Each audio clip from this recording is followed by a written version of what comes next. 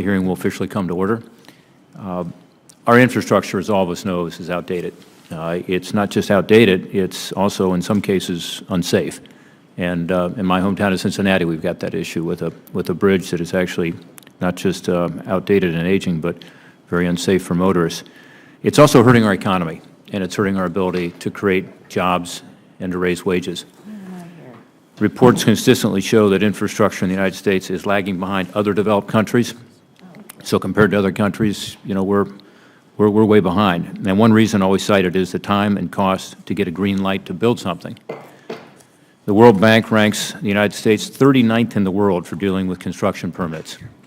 39th in the world. And by the way, that's down from 26th in the world in 2008. So we're getting worse, other countries are getting better. In its 2017 infrastructure report card, the American Society of Civil Engineers gave the United States a cumulative GPA of D+, ranging from B for rail to D for roads, to D-, I think, for transit. Those are not the kind of grades you would want to bring home to your parents. So we've got a problem, and it's clear we've got to rebuild. We've got to rebuild our aging infrastructure. We've got to improve those roads and bridges, pipelines, ports, waterways, manufacturing facilities. Underway, while these projects are being built, of course, they create great jobs. And we appreciate the building trades being here today to talk about that. But also, after they're completed, improved infrastructure, of course, encourages economic growth, and business startups gives the economy an important shot in the arm. The President's budget, as you may have seen, calls for a significant investment in infrastructure, $200 billion in funding that can be leveraged for a $1 trillion investment into highways, ports, transit, broadband, energy, and other infrastructure projects.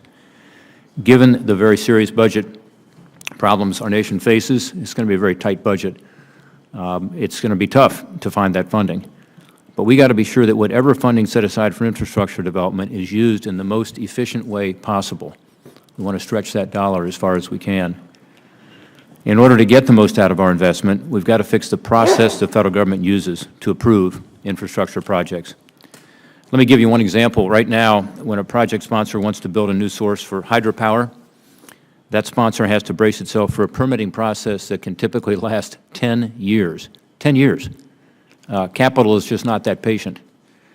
I first got involved in this issue about 6 years ago with Senator McCaskill because American Municipal Power, who's here to talk to us today, came to me to talk about their frustration with the hydropower plant on the Ohio River, the R.C. Byrd power plant. And at that point, I think it had taken them about 6 years, and of course they still had not completed it. And I'm glad that, Mark, you're here today to talk about that. The CEO of American Municipal Power is going to be talking about why it's taken so long to get it permitted and what the impact has been and what's it's involved in terms of additional costs for that project. How many of us would be willing to have that kind of lag time and be able to move forward with a project? It's the reason it's just so important. In 2013, Senator McCaskill, who has just joined us, there she is, and I introduced legislation called the Federal Permitting Improvement Act to help streamline the permitting process. In 2015, Congress enacted that legislation as part of Title 41 of the FAST Act. So now we call it FAST 41.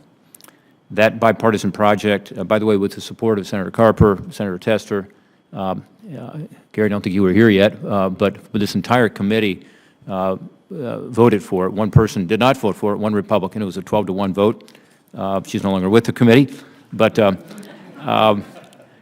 point is, this was a bipartisan effort, and one reason it was bipartisan and one reason it was so popular and we were able to get it done is because we had great help from the outside.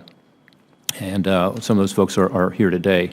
We recognize that the permitting process is really important. That projects should be built the right way and need to take care of the environment and follow the law. We know regulations are needed. That's not the issue here. But way too often, permitting requirements from different agencies overlap each other, conflict with each other, duplication. This leads to the delays that have hamstrung our ability to improve economic growth and job creation. So our focus on FAST 41 was very simple to address these problems.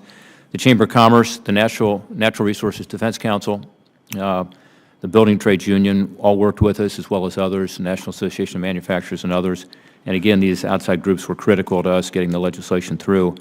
By the way, NRDC, the Chamber, and the Building Trades are all here this morning to share their perspectives. We were grateful for their critical support at that time, and we're grateful for their input and insights today.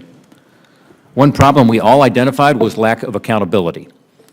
And Fast 41 created this process called covered projects that assigns one accountable agency to serve as the lead agency in each project. That helps.